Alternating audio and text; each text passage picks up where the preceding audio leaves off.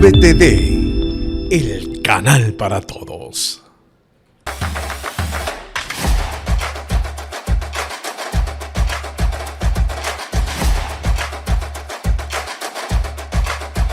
Este programa llega a ustedes gracias a Conduce Ecuador y Tu Licencia, formando conductores responsables. Hola, ¿qué tal? Bienvenidos a un programa más de Avenida Gol a través de la pantalla de VTV. Antes, a desearles a ustedes que tengan un exitoso, un próspero, un feliz año 2026. La cerramos con todo el 2025, con ese resumen, con algunos de los invitados que tuvimos acá. Y yo creo que se ha vuelto habitual que de mi parte siempre escuchen la frase de que tú invitas a amigos o a alguien con el que has compartido por mucho tiempo, a alguien con quien consideras tienes una amistad, un reconocimiento importante hacia él y un cariño especial. Siempre me van a escuchar que en algún momento hemos pasado algún pasaje, valga la redundancia ahí, al momento de intervenir en algún trabajo, al momento de simplemente conocernos y llegar a tener alguna amistad.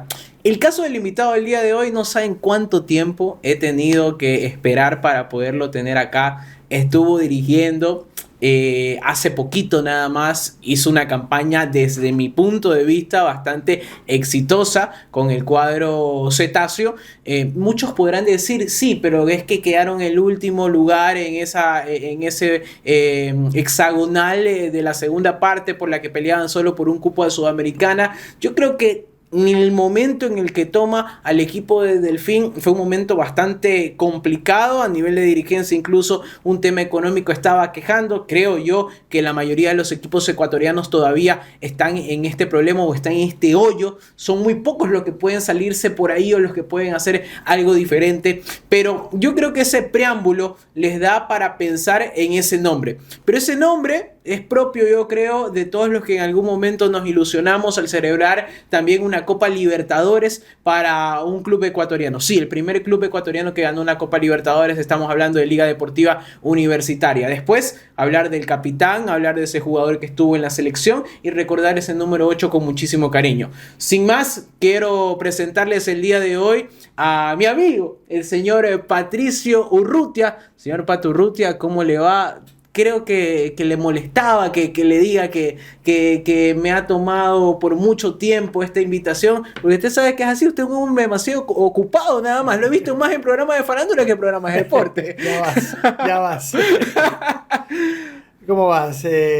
Nada, contento de estar acá. Bueno, coincidimos que ahora, un poco después de salir de Delfín, he tenido un poco más de tiempo y bueno, acá estamos. Así que nada, lindo compartir contigo. Como decías, tus palabras de la amistad que nos une, de en algún momento haber compartido y nada, hablar un poco, ¿no? De fútbol, que es lo que nos gusta. Yo quiero decirles algo. La habitación del Pato Urrutia era el punto de reunión en Argentina, y las cervezas salían baratas allá. Todavía lo recuerdo saliendo con una funda negra después de haber cambiado. ¿Se puede decir esas cosas? Sí se puede decir, acá es abierto. Pero no era todos los días, ¿no? No. Pasaron un día. Pasaron un día. Todavía recuerdo cuando en ese tiempo el tema del cambio de moneda estaba bastante... ¿Te acuerdas de salir con esa funda negra llena de el cambio? Era baratísimo. Todo era barato. Comíamos... Increíble. Comíamos de lujo y después, bueno, creo que se logró hacer un muy buen proyecto. Y de hecho, no sé si seas de buena suerte, pero este año también hay mundial, Pato.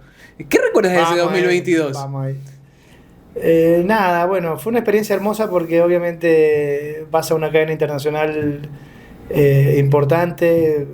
Yo obviamente no había trabajado en televisión acá normalmente, ¿no? Pero había estado de invitado en set de canales locales y lo de allá era un monstruo, ¿no? Era una cosa enorme. La producción, ¿te acuerdas? Los chicos que trabajaban ahí, cuando llegamos, los chicos se conocían a los convocados, cuántos partidos habían jugado, quiénes eran los titulares, quiénes iban, cuáles eran los que a lo mejor estaban siendo no de agrado para todos acá de haber convocado. O sea, sabían todo, los chicos sabían todo y te preparaban todo. Llegaba solamente a presentar cada programa, ¿no? Sí, y yo creo que más allá de lo que tú dices, es igual darle un peso, porque cada uno tenía su perfil hasta cierto punto, pero el tuyo era el de analista. Ahora imagínate tener el lujo para ellos, dentro de muchos que estuvieron en papeles, de acuerdo a lo que nosotros nos enteramos, que estuvieron algunos para poder ir, tener un analista de lujo. O sea, eres campeón de la Libertadores, Pato. No sé si muchos sean conscientes del nivel, no solo invitado que tenemos nosotros acá, sino ni el nivel de representación que tú llegas a tener. ¿Eres consciente de ese nivel de representación que tienes como ex jugador, como gloria del fútbol ecuatoriano y ahora como director técnico? No sé, a veces no te das ni cuenta. Yo creo que igualmente, por ejemplo, en Argentina, el argentino, el brasilero lo vive de otra manera, ¿no? Es más futbolero, más pasional. Entonces ellos como que, claro, te dabas cuenta que para ellos era, oye, campeón de la Libertadores, se acordaban de la liga que esos años revolucionó obviamente en los torneos internacionales, tanto en la Libertadores, después Recopa, Sudamericana, otra vez Recopa, el tema del Mundial de Clubes. Entonces creo que nada, te hacen sentir ese reconocimiento, ¿no? Sí, y yo creo que eso da un punto de partida para lo que hoy eres como director técnico y lo que para ti significa ser director técnico. Porque en esta primera parte del programa es sí, darle un pimponeo a lo que vienes haciendo, a lo que tú te concentraste. Y recuerdo en algún momento tener la conversación contigo y con los chicos y tú eras muy claro en lo que tú buscabas en su momento. Tuviste la oportunidad de dirigir formativas a nivel de la selección ecuatoriana de fútbol y eso también es importante. Tener jugadores a tu haber. El caso de Kendry Páez, que ya después nos va a contar un poco de lo mucho que tú lograste observar de ese jugador diferente, ese jugador con características que es muy poco habitual. No sé si decirlo, son esos jugadores diferentes, esos jugadores que tienen la capacidad de poder hacer algo cuando no te lo esperas. Pero siempre fue tu plan. Tú decías, me gusta esto de acá de comunicar, me gusta esto de acá de hablar en pantalla. Lo que no te gustaba era maquillarte porque ya te tenían todos los días con una hora que nos tenían ahí. Vénganse una hora antes para que nos maquillen el cafecito ahí en medio de eso de ahí. Pero tú lo tenías muy marcado, Pato. Y creo que un hombre de fútbol es imposible que lo puedan desligar de esa área, a pesar de que también estuviste incluso en política y todo lo demás, Pato. Sí, obviamente. Yo digo, el fútbol y la política va cuando los hombres se juntan en algún lado, hablas de fútbol y de política, ¿no? Y de otras cosas más. Pero no se puede decir. Pero nada, desde la experiencia, el haber vivido dentro de una cancha, yo siempre digo, no, uno no empieza cuando debuta. Uno empieza cuando a los 8 o 9 años ya tu papá te lleva a algún entrenamiento y vives. Yo me retiré a los 35 años, empecé a los 8 años a entrenar 8 o 9 años, o sea, 26, 27 años dentro de una cancha de fútbol. Después cuando ya debutas obviamente vas adquiriendo mucha más experiencia. El llegar a ser capitán no es, bueno, hay distintas formas de llegar a ser capitán, ¿no? Desde tu liderazgo primero, desde el reconocimiento del grupo, o a veces pasa que eres un crack y obviamente por ahí muchas veces los técnicos decidimos darle un poco más de confianza, darle un poco más de jerarquía a ese, sobre todo cuando eres joven, ¿no? De que te vuelvas de alguna manera para el equipo, que le des jerarquía con tu calidad, ¿no? Entonces, todo eso, esos años vividos en el fútbol, bueno, te da una visión distinta a lo mejor desde afuera. No, a lo mejor es real, ¿no? Desde afuera. Lo mismo pasa, ¿no? Si tú eres entrenador, hoy hay muchos exitosos entrenadores que no fueron jugadores y hay muchos que jugaron, ¿no? Yo creo que te da un alto porcentaje de ayuda el haberlo vivido, sobre todo hoy, como está el mundo, como están los jóvenes, como el joven hoy no lo escucha a los papás, no lo escucha a la familia, pero lo escucha el profe que le da una pelota. La pelota te puede cambiar la mentalidad de un chico, de un joven. Entonces, hoy pasa a ser fundamental el camerino, el manejo del jugador, porque tienes un grupo de 30 jugadores, 30 cabezas distintas. El jugador de fútbol normalmente viene de espacios muy complicados. El 99% del jugador de fútbol ha pasado cosas difíciles, ha pasado hambre, llega por la necesidad, por el hambre, por las ganas. Llega a ser futbolista porque quiere sacar a su familia adelante, porque quiere darle otra vida a su familia. Entonces hoy creo que es mucho más el haber vivido dentro del camerino, saber lo que piensa, saber lo que se siente un entrenamiento, cuando te gusta, cuando no te gusta, cuando se te puede dañar un entrenamiento o no, de qué manera llevarlo, qué es lo que le gusta al jugador, ¿no? Y que muchas veces le cuesta tanto, Pato, entender al ser humano como tal, que hay que quemar etapas. Y que tú no puedes inmediatamente, que hay casos, pero no aspires llegar directamente a dirigir al equipo de primera cuando no has tenido esa, por lo menos, experiencia o esa pasantía por un equipo de formativas, porque no sabes con lo que tú te vas a encontrar. Al final tú conoces con los últimos que estuviste entrenando o con los últimos, incluso con los que jugaste. Pero tú no sabes la mentalidad de ese chico, de lo que tú decías, 8, 9 años ya pisando una cancha y diciendo, ¿sabes qué? Hasta ese punto ni siquiera saber si es que en realidad ibas a llegar a ser profesional o si solo lo estabas haciendo por una cuestión de pasatiempo, hobby, o para que tengas algo que hacer por la tarde, Pato. Bueno, el fútbol es tan amplio, ¿no? Y tan incierto que claro, ha pasado, ¿no? Entrenadores que se retiran y arrancan como entrenador, a algunos les va bien, a otros no, pues es de fútbol. Por ejemplo, el técnico de Flamengo salió de jugar, pasó a ser técnico y es campeón de la Libertadores ahora. Es dependiendo muchos factores, ¿no? Porque si te retiras y vas a un equipo que está estructurado, que tiene la parte económica y que te dan los jugadores, es mucho más fácil, ¿no? Porque ese que se retiró, que fue tu compañero, que fue tu amigo, va a seguir siendo tu amigo. Si tú tienes camerino, te van a respaldar, después pasa que si a lo mejor te retiras y vas a un equipo donde tienes complicaciones, donde tienes problemas, donde no solamente tienes que hacer de entrenador, sino un montón de cosas más, es complicado. Y lo mismo pasa con el chico, con el jugador, ¿no? Sí, por ejemplo, el caso más claro puede ser el de Kendry, ¿no? Un chico jovencito, 16 años ya en la selección mayor.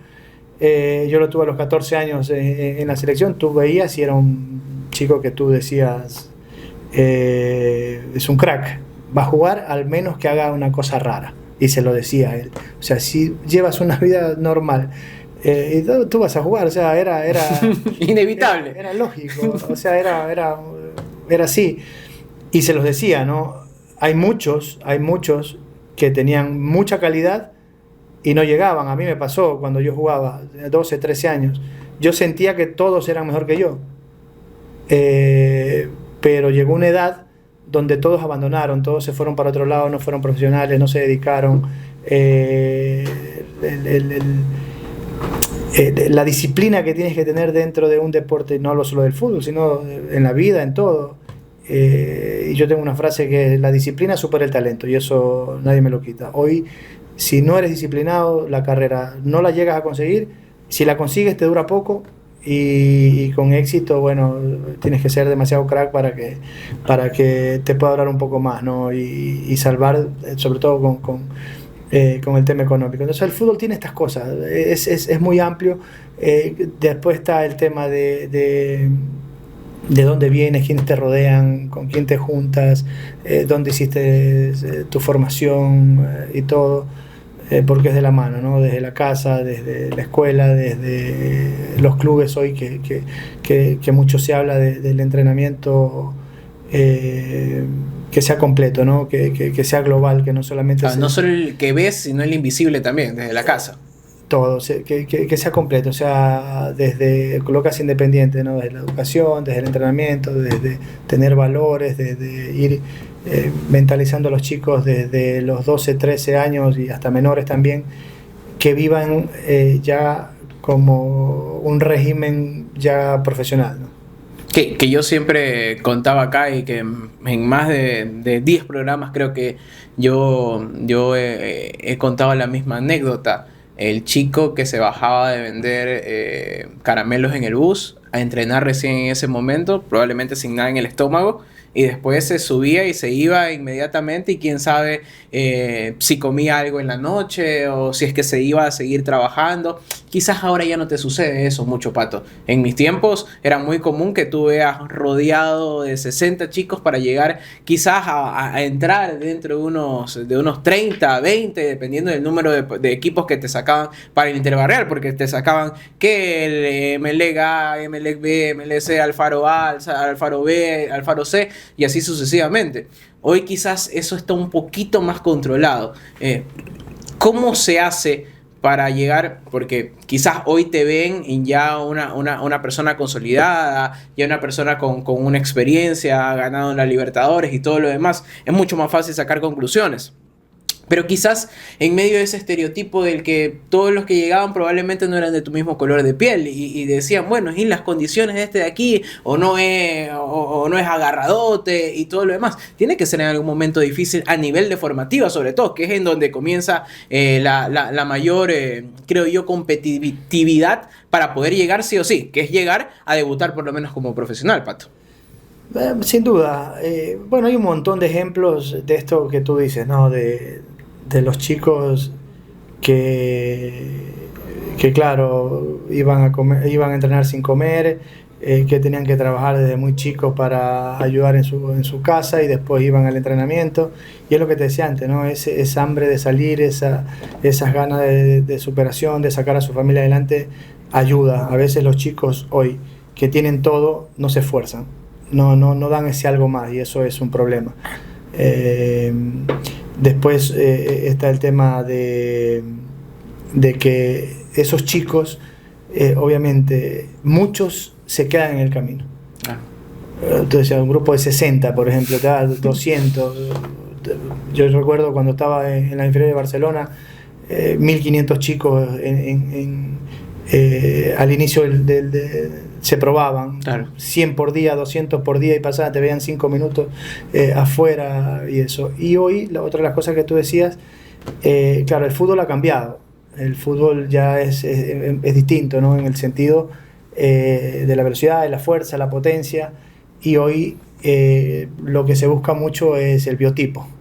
Entonces no es obviamente desconocido que la raza negra nos lleva por delante, nos supera. Yo tengo una frase que un día me dijo un amigo argentino, jugué con él en Fluminense y después vino a Liga, ya deben saber quién es, pero me dice, Pato, me dice, estos negros son unos animales, me dice. El día que estos negros sean disciplinados, estos negros piensen, no existimos. Los blancos no existimos. Y claro, obviamente por el tema de la fuerza, la velocidad. El X. Y es la verdad, Pato, o sea, es una locura. Sí, obvio. El biotipo es yo tengo obviamente mucha amistad y hablo despojadamente de los negros porque a ellos les gusta que le digan así y no es despectivo como la gente. Ni nada, a ellos les gusta y ellos saben sus condiciones, las condiciones que tienen, ¿no? Entonces, nada, esa raza es divina, la verdad, son unos afortunados. Para cerrar este primer bloque, Pato, te quiero preguntar, en medio de ese pasaje, cuando tú estuviste haciendo formativas, cuando tú dijiste, bueno, esto de aquí me está gustando, me estoy esforzando para aquello, ¿llegó en algún momento en el que tú digas, ahora escojo que esto va a ser mi profesión como tal? ¿O tambaleaste o no te lo creíste hasta qué edad aproximadamente? Te lo digo porque muchos entrenan y muchos terminan diciendo después, es que yo jugué fútbol en formativas, pero nunca lo viste como profesional. Llega un punto de inflexión en el que probablemente tú ya escoges que esto de aquí va a ser para lo que te vas a pelear el resto de tu vida y para lo que vas a trabajar. Bueno, depende también de tus condiciones, ¿no? Porque tú lo puedes querer con muchas ganas, pero el fútbol es cruel. Están los que tienen muchas ganas y pueden tener mucha disciplina, pero las condiciones son distintas, o sea, no acompañan. Es como la frase que dice, tú quieres al fútbol, pero el fútbol no te quiere. Es real. Después, en el camino vas, o sea, cuando inicias a los 7, 8 años, 9, 10 años que arrancas, es recreativo, ¿no? Es donde tú tienes que hacer que el niño se enamore de la pelota, del fútbol. Ya una vez enamorado de eso, continúa. Después a los 14, 15 años viene la etapa más complicada, que es la etapa donde ya tus amigos salen, ya tus amigos te invitan a salir con una chica, que el fin de semana hasta las 12, 1 de la mañana te paras en esquina. Bueno, ahora no se puede, pero antes te salías y te parabas en esquina a conversar y de largo, por más que, bueno, yo de chico no tomaba alcohol, obviamente, a esa edad, sobre todo. Después un poquito, pero... Ahora casi nada. Ahora he dejado. Ha dejado.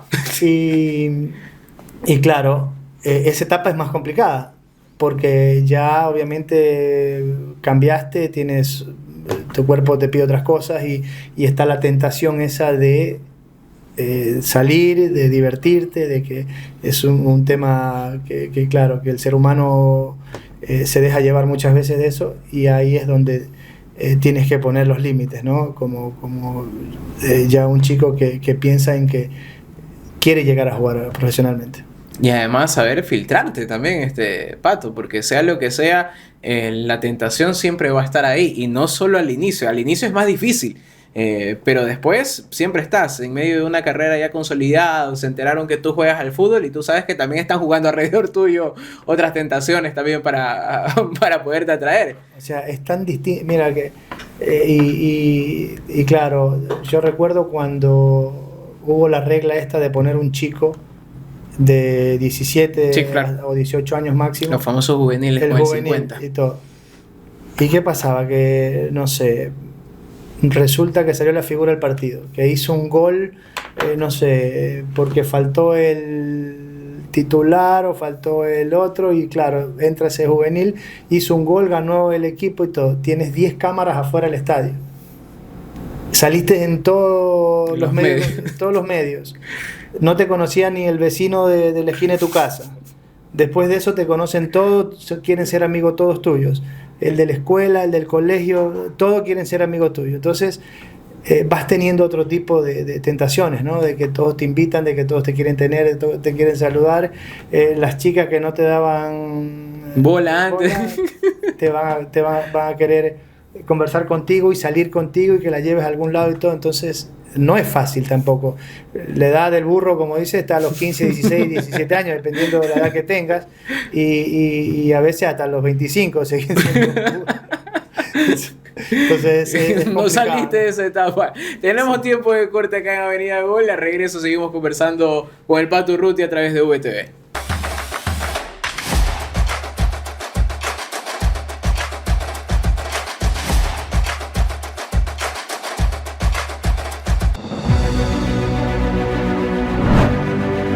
Inicio de espacio publicitario.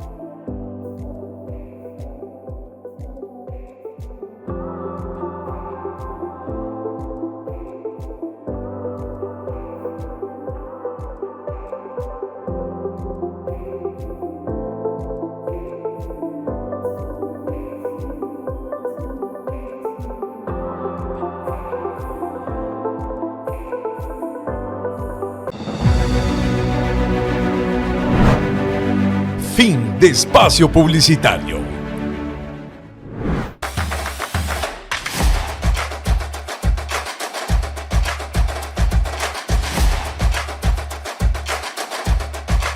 Estamos de vuelta acá en Avenida Gol a través de la pantalla de VTV y estamos recordando, porque bueno, con tacita de café sí se puede salir acá.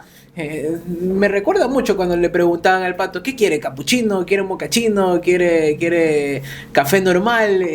Cuando estábamos haciendo los programas, cuando el Pato se olvidaba de que tenía los AirPods puestos y seguía, estábamos al aire, y le decía, Pato, te cambian de cámara para que te saquen los AirPods, lo tienes ahí. Y el Pato seguía hablando por teléfono y estábamos al aire, ni cuenta se había ido. A veces me hablaba, solamente que me olvidaba que los tenía puestos.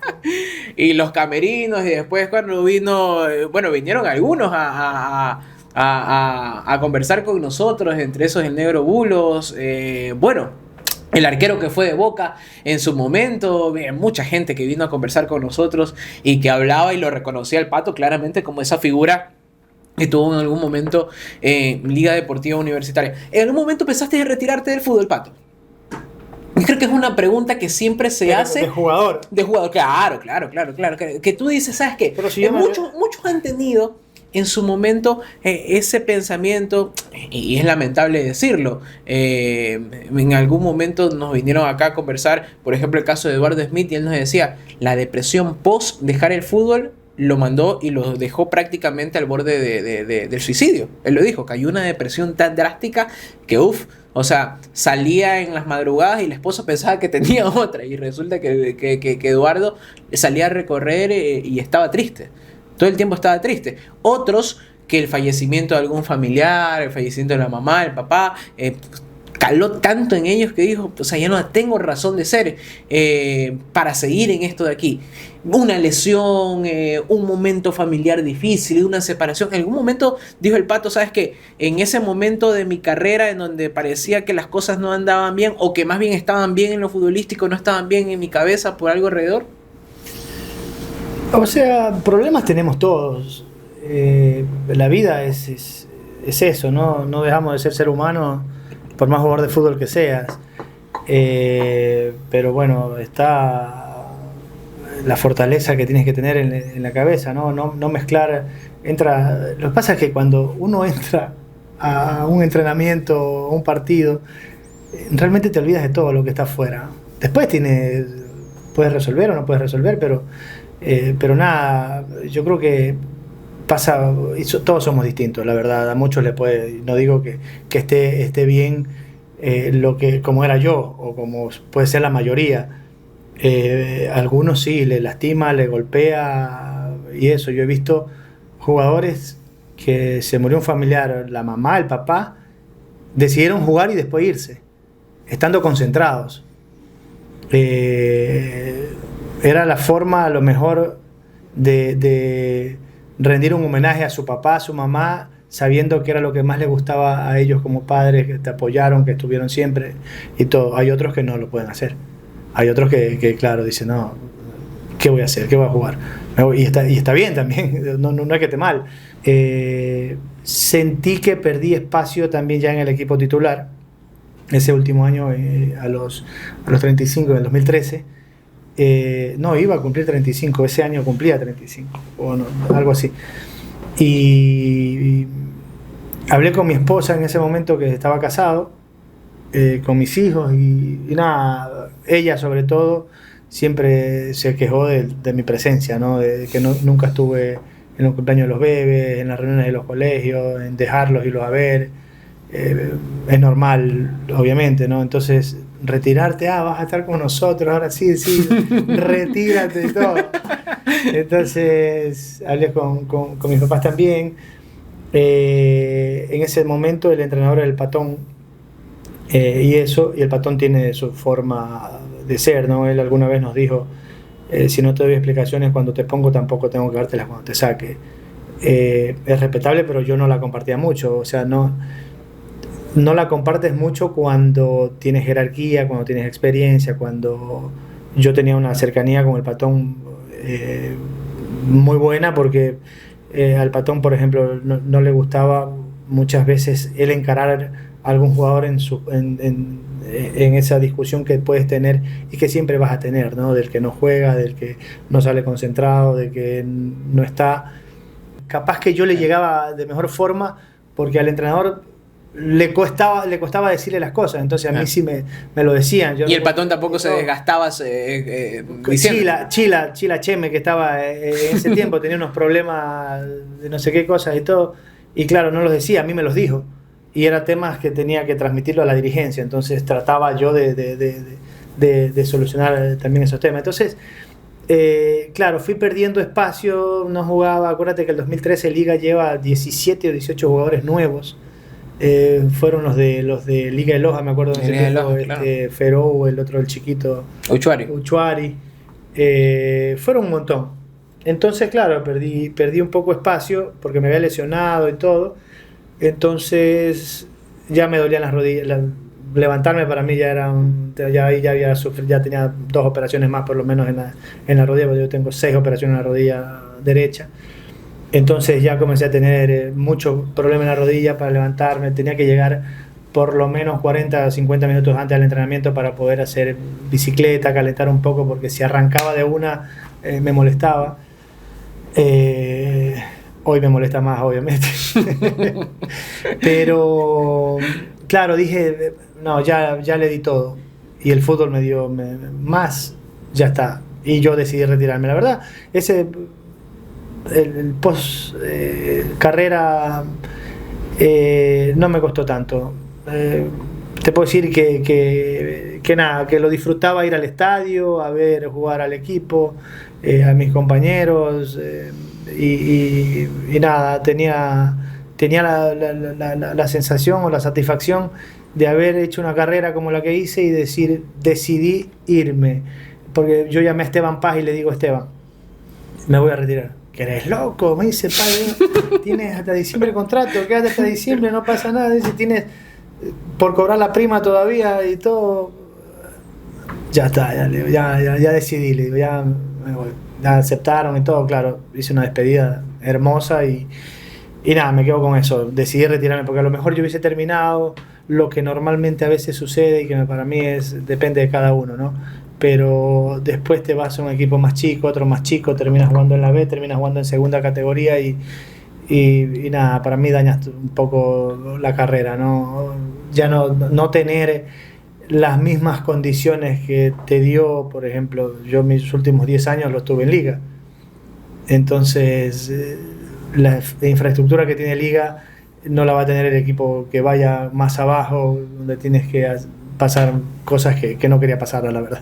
Y sobre todo el saber cuándo tomar esa decisión, ¿no? Quizás te impulsa a ti el hecho del dolor, pero no es algo que nació hoy y ya está. Tú ya lo venías pensando, tú ya a los 31 años, como decías, ya no eres el mismo, no te sentías el mismo, sabías que no ibas a tener espacio y saber retirarse con dignidad, pues, Pato. Claro, desde que me fui a Brasil, yo me fui a Brasil lesionado. Llegué, no pasé los chequeos médicos, gracias a Branco, habló con el doctor y le dijo: no, Ogucha se tiene que quedar. Y me quedé, pero tenía mucha molestia, mucho dolor, y ahí vuelvo a Liga, donde, bueno, vuelvo en 2010, salimos campeones de la Recopa nuevamente, del campeonato nacional que le ganamos a la final de Emelec, el 2011 final de Sudamericana que la perdemos con el equipo chileno de San Paolo en ese momento, Católica, la O de Chile. de Chile. Y después, bueno, ya después obviamente ya iba sintiendo obviamente más molestias y todo, y ya te digo, fue una decisión mía y creo que eso cuesta menos, ¿no? que dejarlo, ya soltarlo y tranquilo. Yo en ese momento quería seguir vinculado al fútbol, había hablado con Esteban para seguir en Liga, don Rodrigo también. Es más, don Rodrigo alguna vez nos dijo: ustedes van a jugar en Liga hasta cuando ustedes quieran. El día que ustedes se quieran ir, se van. Pero si ustedes quieren seguir jugando, van a seguir jugando. No van a ganar lo mismo, pero van a seguir jugando. Entonces, nada, era seguir vinculado a Liga, pero bueno, no seguí por el tema político. Hay algo que siempre se repite y no estamos hablando de solo fútbol. pero dicen que las personas tienen un lugar en el mundo. ¿Tú crees que Liga Deportiva Universitaria fue tu lugar en el mundo, tomando en cuenta que tú arrancas tu carrera en un grande como Barcelona? ¿Crees que quizás pudiste haber ganado lo mismo? ¿Pudiste haber tenido ese nombre, ese reconocimiento, ser ídolo en el ídolo, por ejemplo, que es lo que muchos hablan, lo que muchos quieren, lo que muchos dicen, y que le termina sucediendo al Pancho, que creo que lo conoces bastante bien? Yo lo conozco por la cercanía con mi familia, pero uno dice, bueno, identificado con esta camiseta, hizo formativas en esta camiseta, pero al final el lugar en el mundo de ustedes no fue el equipo en donde arrancaron, Pato. No tengo dudas. Con lo que conseguí en Liga no tengo dudas. Que fue donde mejor me sentí desde el momento que me reuní con Don Rodrigo, con Esteban. De momento, estaba Patricio Torres también. Sentí que no eras una mercancía, ¿no? que eras persona. Valorado. Sí. Y la verdad, Don Rodrigo, un tipo que te decía, a ver, la prima tiene tanto, ¿en qué la vas a invertir? ¿Qué vas a comprar? Haz un crédito en el banco y vamos pagando al banco. Y así vas comprando cosas y todo, ¿no? Entonces, yo creo que es una institución que estuvo manejada por gente muy capaz, y que dentro de eso, con errores en su momento, con aciertos, que creo que fueron muchos, descendieron obviamente en el 2000, imagínate, un golpe muy fuerte, pero después eso los hizo obviamente armar lo que después se armó, y extraordinario, ¿no? Y mira, entrar en la historia de una institución tan grande que hace un rato nada más veía, está lanzando su camiseta, y para ustedes siempre va a ser ese lugar especial, ese lugar en donde ustedes saben que llegan y van a ser aplaudidos, que estás en el mural y que estás ahí. Me imagino yo, solo de verlo, que cómo tú lo transmites, eso te tiene que emocionar muchísimo todavía hasta el día de hoy, Pato. Sin duda, el cariño, sobre todo el cariño a la gente, ¿no? El hincha de Liga no es tan fácil por lo exitoso que se volvió exigente. O sea, fuiste campeón de la Copa Libertadores, o sea, ganaste Sudamericana, ganaste Recopa, y hoy estás obligado a ganar. Dentro de eso, obviamente, queda el cariño que es mutuo, ¿no? Porque claro, yo llegaba con cierta resistencia, a lo mejor porque venía de Barcelona. Uh-huh. Más allá que en ese momento, 2002, todavía no había esa rivalidad que se formó por los 15 años que no ganaba Barcelona en Casablanca, o 15 o más, no recuerdo. Después la puñetiza del 2005. 2006. Y todo. Pero sí había cierto como cuando llegó Pancho. También, ¿no? Pero claro, con el pasar del tiempo, los partidos y todo, ese año 2003 que yo llego, ya fuimos campeones del torneo. Tuve la suerte de hacer a lo mejor goles importantes, que permitió también esa conexión, porque obviamente los goles importantes quedan grabados también en la gente, ¿no? Así que es lindo ir al estadio, es lindo cruzarte con un hincha de Liga y que te reconozca por todo lo que hiciste, ¿no? Importantísimo. Tenemos corte de Avenida Gol, ya volvemos en este cierre con Patricio Urrutia, acá a través de la pantalla de VTV.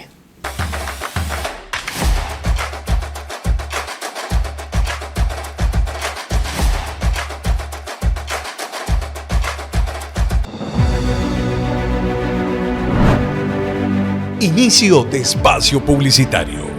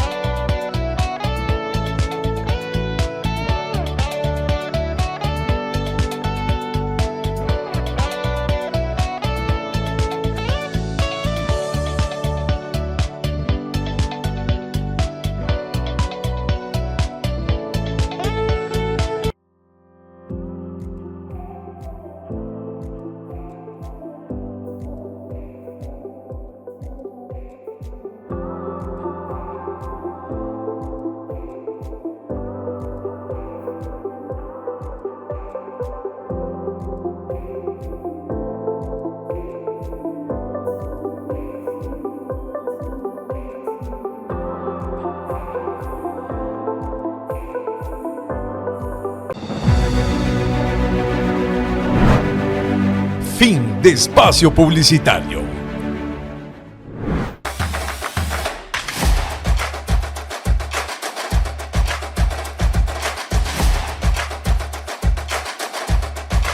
Estamos de vuelta en Avenida Gol a través de la pantalla de VTV en este tercer y último bloque. Yo siempre en este bloque agradezco al invitado. Quiero agradecerte, Pato, una vez más por esta deferencia, por siempre tener las ganas y la chance de encontrarla ahí en algún momento de poder venir a conversar. Creo que has estado en 2 programas que yo en algún momento estuve conduciendo y siempre ha habido esa chance de poder hablar un poquito más.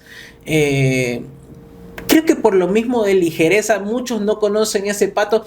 El Pato te transmitía muchísimo en la cancha. A muchos han de haber dicho es medio cabreado este man. El mismo hecho de ser líder, o sea, te obliga a el tratar de meter. Yo siempre le cuento cada vez que puedo a la gente tu anécdota cuando me hablan de la Libertadores y me dicen o recuerdan que yo compartía programa contigo y yo le decía, ¿tú sí sabías que el Pato negoció con el árbitro para poder cobrar primero el tiro penal? Y todos decían, no debe ser. Mírate el video y date cuenta que nunca muestran la moneda y que el Pato le pidió al árbitro que él quería cobrar primero. Y son cositas que creo que mucha gente que te aprecia, que ha seguido de la carrera tuya muy de cerca, se permiten hoy poder encontrar en esta clase de entrevistas, Pato. Sí, sin duda que el tema de haber compartido, de poder tener una afinidad, sin duda que te da contar cositas que a lo mejor no puedes contar normalmente, ¿no? Que las cuentas tras bastidor. Claro, no, y hay otras que definitivamente por acá no se pueden contar. Pato, ¿cómo te viene ese Pato entrenador? ¿Cómo ves esa oportunidad nuevamente? Y más allá de verla, es aceptarla, es ponerte en marcha para que sucedan las cosas. Con este equipo de Delfín es tu primera experiencia, si es que quieres llamarlo, a nivel de un equipo profesional, profesional, de primera. Antes habías hecho un gran trabajo a nivel de federación con el tema de la selección. Sea lo que sea, es de alguna u otra forma quemar etapas. Sí, bueno, esto es una pasión, es lo que a uno le gusta. El fútbol está en uno, ¿no? Así que nada, lo primero era prepararse, ¿no? Lo primero era estudiar, tratar de estar al nivel del fútbol de ahora, rodearse de gente que te ayude, que hoy hay muchos aspectos vinculados al fútbol, como la tecnología, como temas de la preparación física cambió un montón. Entonces hoy el futbolista tiene que responder primero en la parte física. Si no estás bien físicamente, la cabeza tu cabeza puede querer muchas cosas, pero si físicamente no estás bien, no vas a responder. Entonces creo que es una parte importante, ¿no? Después está la tecnología con el GPS, el videoanalista, donde puedes analizar todo. Termina el partido, llegas a tu casa y te comes 3 veces el partido porque ya lo tienes en tu computadora para revisarlo, para chequearlo y dependiendo de dónde estés, hoy puedes tener en el banco de suplentes, puedes tener un análisis previo a una charla de entretiempo. Siempre recalco esto de aquí y me hiciste acuerdo porque lo hablábamos hace un par de semanas, me parece. Entrevisté a Adriana Zambrano, que es psicóloga y es hija del profesor Juan Carlos Zambrano, el preparador de arqueros. Él fue mi preparador de arqueros en su momento y yo le decía, profe, antes tener un preparador de arqueros, más aún en un equipo de academias o de formativas, era una cosa. El entrenador te hacía de todo. El entrenador era entrenador, preparador físico, era médico porque te iba a psicólogo, te pasaba el agua, era presidente y te recogía la cuota para que viaje. No, pues utilero tapaba menos que una tanga, ¿cierto? O sea, así. Pregúntale a Alex. Si tapaba, si te dio mis condiciones. malas. Escúchame. Y yo le decía, profe, tener ahora ese lujo que antes, chica, no tenías nunca, o sea, no lo ibas a ver. Hoy lo que tú me dices, lo de la tecnología, acuérdate, pues, o sea, si lees un poquito para la gente o le preguntan a tu papá y le dices, los mandaban los profesores, Haber y todos los demás, te mandaban a correr 5 kilómetros de ida, 5 kilómetros de regreso y las pretemporadas eran en la playa y los jugadores terminaban la pretemporada con cada muslo de este deporte, no se lesionaban nunca por la cantidad de masa muscular, pero después de eso estaban más pesados que Cambió mucho todo. o sea, cambió absolutamente todo. Que tú hoy me hables acerca de la tecnología, inmediatamente se me viene la anécdota de Rubén Darío Insúa cuando yo le digo, está en bus, y le digo al profe, bueno, profe, mire, vea, estas son las estadísticas del último partido y todo lo demás. Me dice, a ver, dice, recuperación y todo lo demás. Dice, si los números son números, hasta que tú lo sabes interpretar, me dice. Acá te dice que ese equipo tuvo recuperación 95% en el medio campo. Todos los pases los dieron para atrás. Yo prefiero un equipo que tenga 80% de recuperación y todos los pases sean adelante. Y él me decía, es una cuestión de poder interpretar el número y eso no te lo da el videoanalista nada más, o eso no te lo da nada más el que recién está iniciando. Es un criterio que de a poco va formando y más aún cuando has sido futbolista en su momento, Pato. Sí, yo las estadísticas realmente no es que me las paso, pero son interesantes en ciertos aspectos, ¿no? Estadísticas, yo prefiero saber cuántos partidos jugó este jugador en el año que me diga que corre 11 kilómetros por partido, por ejemplo. ¿Qué te dicen los 11 kilómetros? O sea, pero sí, ¿cuántas perdió? ¿Cuántos goles hizo? ¿Cuántos pases gol te hizo? Entonces, a esas estadísticas están... sí, obviamente todo sirve hoy, todo te ayuda y te facilita un montón estos temas, ¿no? Pero claro, después, sí, corre 11 kilómetros y tiene 25 o 30 sprint por partido, es un animal. Te recupera el 85% de los duelos, 90% los gana, entonces es otra cosa, todo te ayuda, ¿no? No digo que el que corre 11 está mal, está recontra porque bien, pero de eso... ¿Para qué corre? Claro, viene un montón de cosas atrás.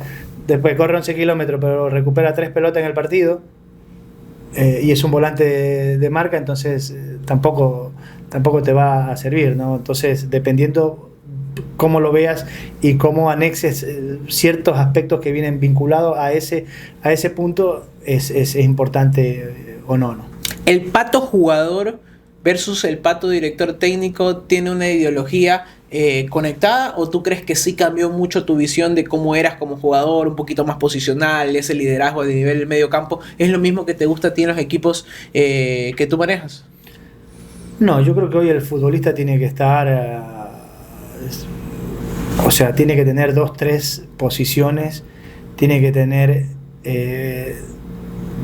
ciertas condiciones desde la postura, desde su posición de juego, okay. ¿sí? Que debe ser su fortaleza, pero después tiene que tener ciertas condiciones. Por ejemplo, si eres un volante como era yo, tienes que romper línea, tienes que acompañar, tienes que ser ordenado, remate de media distancia, o sea, entre más características tengas es mejor. Y a eso obviamente uno hoy que es entrenador, por eso uno dice, sí, eres entrenador, eres estratega, pero nunca dejes de ser formador. Y aquí, sobre todo hoy, nosotros todavía debemos ser formador. Más allá de lo que hace Independiente, lo que hace Liga, lo que puede hacer Católica un poco, lo que hace Aucas también un poco. Lo digo porque estuve en la selección, en la sub-17 y conocía obviamente la infraestructura de cada uno. Te ayuda porque a los 14, 15, 16 años tú tienes un chico de un club grande que no tiene la visión que tienen los otros, que tienen casa club, que tienen metodología, que entrenan a los chicos 2 o 3 veces al día porque se levantan al gimnasio, los meten al gimnasio a las 7, 8 de la mañana, entrenan normalmente a las 10, a la tarde hacen trabajos individuales de audiovisuales o o qué sé yo, si eres delantero, definición, si eres arquero, diferenciados. Entonces, eso te facilita un montón, porque vas encontrando chicos con todas estas características que te digo, ¿no? Claro, tienes una posición inicial, pero diferentes skills. Donde hay un chico que tiene su juego ya a los 15, 16 años, tú ya lo ves que tiene otras características más. El otro a lo mejor le falta cumplir esa etapa porque, claro, entrena una vez al día, tiene 3 veces a la semana una cancha de fútbol para entrenar, los otros días tiene que ir a una cancha sintética con suerte, y si no a un coliseo a entrenar. Entonces el otro tiene 14 canchas para entrenar de fútbol, entonces eso cambia mucho. No sabes si aún fuese en su momento esos Barcelonas que entrenaban en el parqueadero, por ejemplo. Bueno, yo. Por eso te digo. En el cerro íbamos a correr, salíamos a correr a la avenida Barcelona un montón, y kilómetros. Entonces hoy ya te encuentras con estos clubes que facilitan hoy realmente. Claro. El fútbol nuestro ha cambiado mucho por eso, y hoy obviamente Independiente no es una cosa nueva para ninguno de nosotros, ¿no? Lo que hace es extraordinario, lo que hace Liga también es distinto, ¿no? Liga es un equipo que la camiseta exige mucho más. Tú en Liga obviamente tienes la obligación de traer un goleador porque lo exige, porque si no metes al chico de 17, 18 años que tú lo ves, va a jugar. Tiene unas condiciones, pero hasta que se cuaje, hasta que llegue, hasta que pase sus años y pueda, es difícil que pueda. Te puede esperar también la hinchada. Independiente, nada, a los 16, dale, mételo adentro. Dale al otro, se vendieron a apareció el otro, a los 6 meses venden al otro y hasta el otro. Es extraordinario. ¿Cómo calificas tu paso por el Delfín? ¿Qué fue para ti Delfín? Un equipo que lo que mínimo esperaría la gente es, bueno, el Pato de la altura, se le haría más fácil de dirigir un equipo de la altura, es más, la selección la entrenaba en la altura, coge un equipo en transición, sea lo que sea, y que después te encuentres incluso en el mercado y tú digas, bueno, no es casualidad de que el Pato esté metiendo un equipo que parecía que más bien pintaba para abajo en otro hexagonal, y el Beto Araujo también haciendo competencia por ahí con el Deportivo Cuenca, aunque parecía que no la terminaba tan bien, Pato. Mira, mi intención obviamente era arrancar, ¿no? Y habíamos hablado con Gustavo mucho de esto. Leskovich, que bueno, es parte es uno de los inversionistas. El arrancar, cuando ya se da el tema, claro, los amigos te llaman y te dicen, oye, ¿qué estás haciendo? Ese equipo se va a la... el grupo de nosotros. Oye, ¿qué tal loco, Pato? Entonces, claro, es un reto, ¿no? Claro. Y uno obviamente está para eso. El equipo estaba penúltimo, a dos días de jugar un partido con Nacional. Nacional era el último, nosotros éramos penúltimos. 2 días, bueno, entrené un día, al día siguiente ya era el partido. No puedes preparar nada, perdimos 3-2, pero ya me quedó un segundo tiempo, sensaciones distintas, y eso. Pasamos a ser último. Y pasaron 5 o 6 fechas, salimos del cuadrangular del descenso. ¿No perdías? No perdimos 9, 10 partidos y estuvimos a un punto del primer sextangular. Estábamos a un punto del primer sextangular. Pero claro, pasaron un montón de cosas. Gustavo lo sabe, Ariel, mi hermano, Ariel Graziani, vivió, y bueno, hubo un momento donde él también dejó el equipo y se volvió para Argentina por los problemas que existieron. Se tuvieron que sacar jugadores. En ese momento lo que pasa es que se va uno de los inversionistas en ese momento. Después de eso viene el mercado de pases, donde lo normal, llegas, conoces el plantel, dices, bueno, vamos a reforzar con lo que tenemos, esto acá, y en ese momento se va el otro inversionista. Nos quedamos sin ese aporte, ese apoyo económico. Y se fue Luis Caicedo, que era titular, que lo recuperamos. Yo llegué a Delfín, Luis Caicedo corría alrededor de la cancha, no se saludaba con el entrenador anterior. Me habían dicho que nada, que se iba. Le digo, oye, pero si es el mejor central que tenemos, hay que recuperarlo. Hablé con él y terminó jugando. Le digo, mira, si te quieres ir, ya listo, y todo. Pero hay que jugar. No es lo mismo irte sin jugar que irte. Claro. Terminó jugando. Es un chico que desde su experiencia era uno de los mayores de los defensores, que tenía jerarquía, que hablaba, que tenía comunicación, y nos fue muy bien. Se fue Sicarelli. Levato, el tema de Levato era un tema que, claro, costoso para el equipo, y en ese momento pasó a ser impagable. Tenía que salir. Su rendimiento colectivo para el funcionamiento del equipo, para mí era bueno. Pasa que no se le cerró el arco, hizo un gol en 17 partidos en todo el año, hasta que estuvo. Claro. Un gol, lo hizo en Loja a Libertad, que ganamos 1-0, que fue nuestro tercer partido. Y se fue él, se fue Luis Caicedo, Sicarelli, Levato, y después, el golpe más fuerte nuestro fue la salida de Josué Cuero. Unas ganas de quererlo. Es difícil. Y pasa.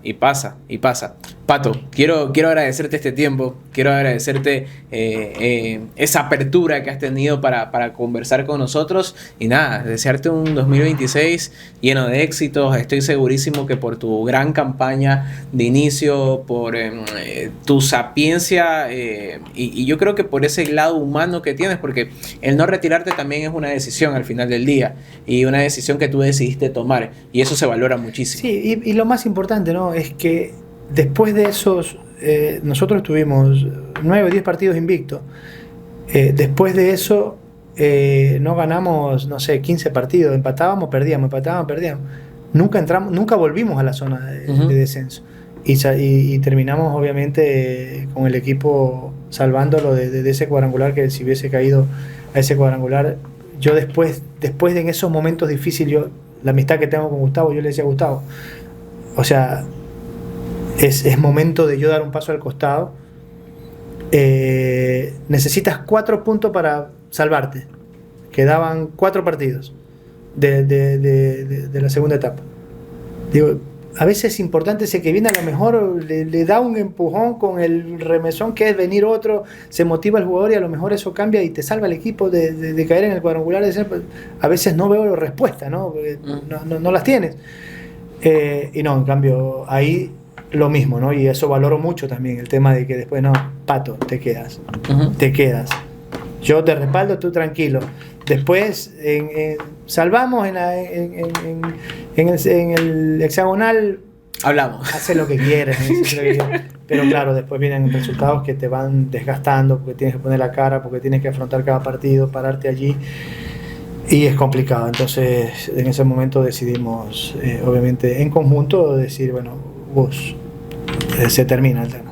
Sí. Importantísimo eso ahí. Estuvo con nosotros el día de hoy el señor, el maestro, el campeón de América, Patricio Urrutia, a través de la pantalla de VTV. Esto fue Avenida Gol.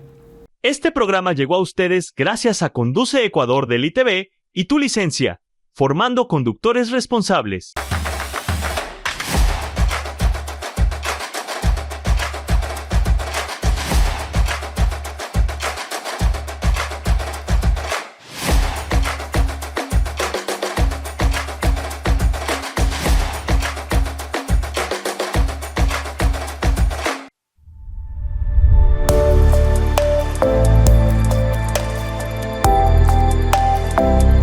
VTV, el canal para todos.